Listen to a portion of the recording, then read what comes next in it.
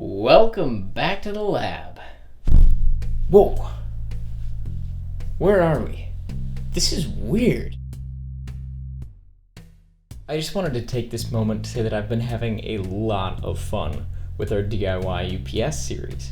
I've been learning a lot, and I really hope you have too. Now, while I could play around in the lab forever, I realized that we have been in the zone for a pretty long time. 7 months, in fact. And a lot has changed in our community through those last 7 months. That's right, we kicked off our DIY UPS project 7 months ago. Can you believe it's been over half a year? We've captured 1.7 terabytes of footage and created approximately 13 hours of content for this project. Wow! Like we were saying, a lot has changed since we kicked this project off. 2 rounds of prototypes, a lot of discussion about electronics, circuit design, power conversion. We have been growing as a community in a way that I never imagined possible.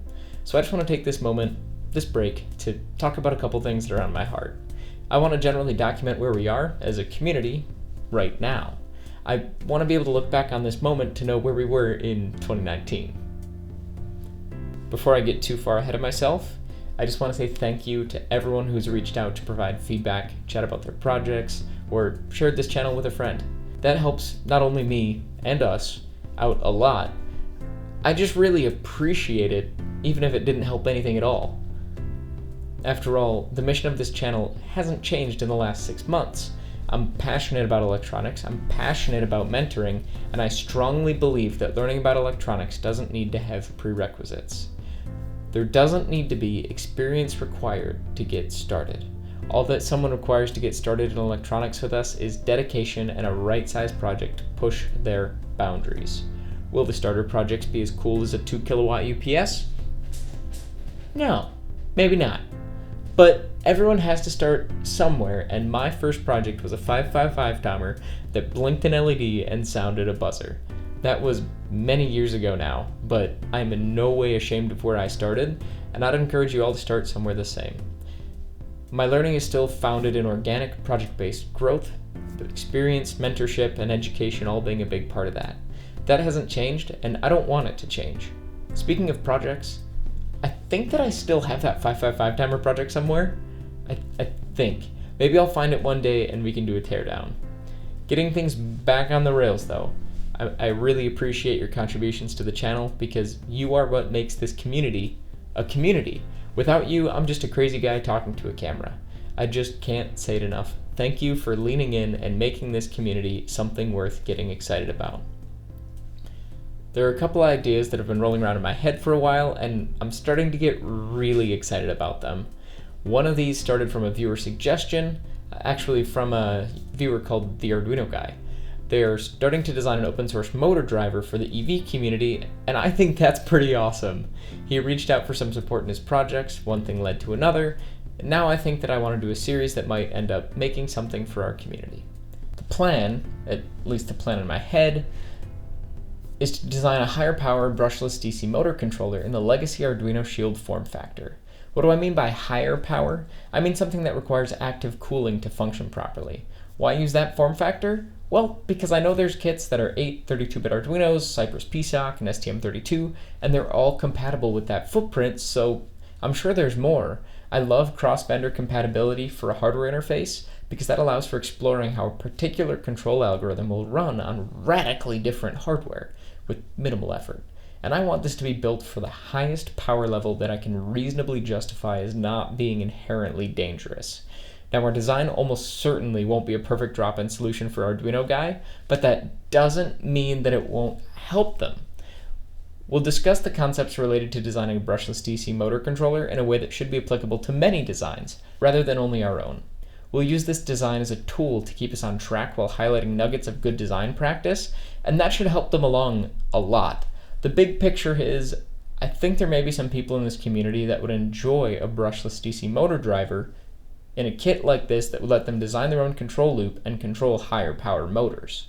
It could become a platform for implementing field-oriented control with more powerful motors, kind of like what ST did with their motor driver kit, just at a higher power level. I think a lot of people would be interested in driving brushless motors like this and could learn a lot with some hardware to enable that. I'm pretty excited about how the Arduino and I could bring a couple designs into an awesome community for people who like to build things. They'll build something for the EV community, and I'll just build something for people that like motors. Got a couple topics on my list like this, but in particular, I want to discuss how to use FETs in parallel, how to select a gate driver, how to size the DC bus capacitors, how to design high voltage PCBAs, and how to design the sensing circuitry required to establish field-oriented control. Now, I think the information in this series will really help the Arduino guy, and hopefully that means it'll help a lot of you too. And I'm glad that I think we'll be able to put some information together to help the Arduino guy in his project, because I really like helping in whatever way that I can, whatever way makes sense. Whether it be reviewing your design, providing general information, or providing more specific guidance, I love giving back in ways that help you all to learn more, make your project safer, or encourage someone to stretch their boundaries with a difficult project. If you like this idea, this brushless DC motor controller, or have some suggestions that might make it better, let me know in the comments. I'm still in the early planning stages for this project, so it's not too late to change focus. Another idea that I'm really excited about is starting a Getting Started in Electronics series. I want to create a series of projects that will guide people into a fundamental understanding of how different electronic components work.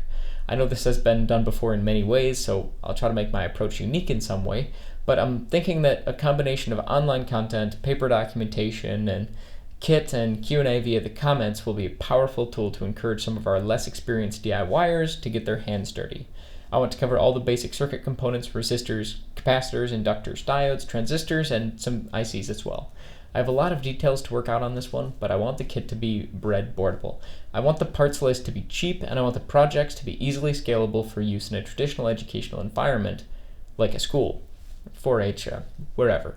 Again, early planning stages on this one, but my vision is this: a series of experiments that guide someone to fundamentally understand circuit components, and then followed by some open-ended design challenges that will ask you to apply what you just learned to solve a real problem. For me, that's what works. This combination of learning a new concept paired with using those concepts to solve a problem. That's how I learn, and that's how I think a lot of people learn. I think it's very difficult to teach this way in a traditional educational environment, but I think that we'll be able to lend a hand and make something that works. When the correct answer on a test is written on paper rather than naturally bound by the laws of physics, just doesn't have the same impact for me. Now, don't get me wrong, I'm not saying that formal education isn't important, because it is. It's very important.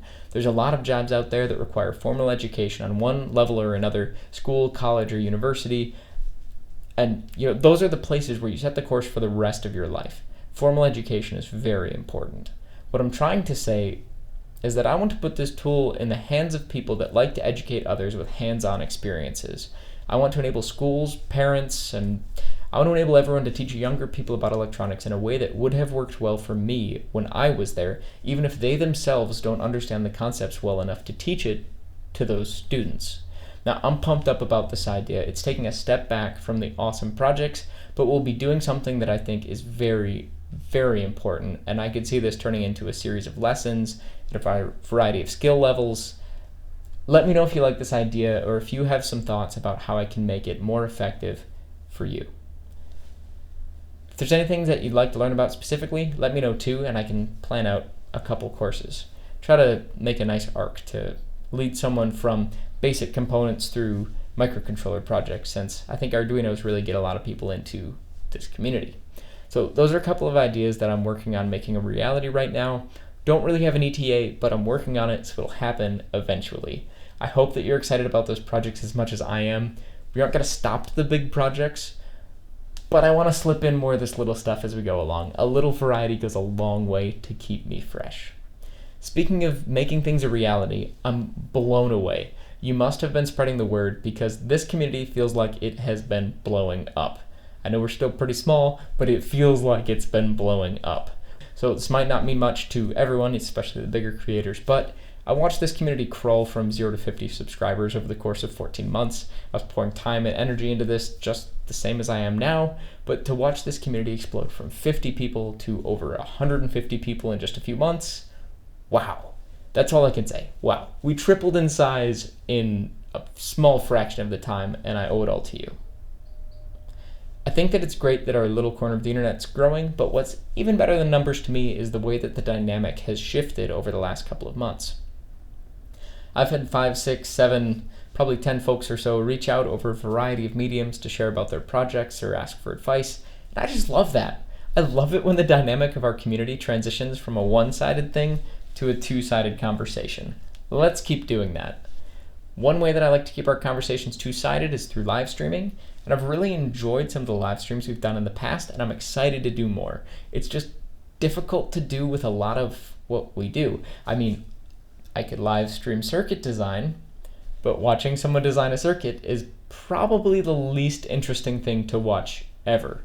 Like, at least with paint drying, like, you can see the color shift, so that's at least a little bit exciting. This would just be watching someone type while occasionally furiously scratching notes down on a piece of paper. I don't think that's a direction that would work well for us, but when we're in a season where live streaming makes sense, some lab testing, unboxings, PCB assembly, those sorts of things, that's where I think, at least mostly, I can keep a conversation while working. When we're doing something that I think you may find interesting to watch or can't be captured well in a video because it's more of a long format thing, that's where we start streaming to make the most of those situations so you can get the big picture as well as the summary. So we're running out of time. I'll have to be a little bit quick here, but there's one more thing I'd like to talk about. You may be wondering, well, what's going on with that whole UPS project? You said phase 2, what was phase 1? Well, I really want to give this design one more go. I know it's been a while, and I've learned a lot while working through our last version of the design. So I'd really love to apply what I've learned to make something even better. I have some great ideas right now, and I can't wait to see them turn into something real. I'm gearing up for phase 2 of this DIY UPS, but we'll discuss that more in a couple days. I'm really excited about where I believe we're headed.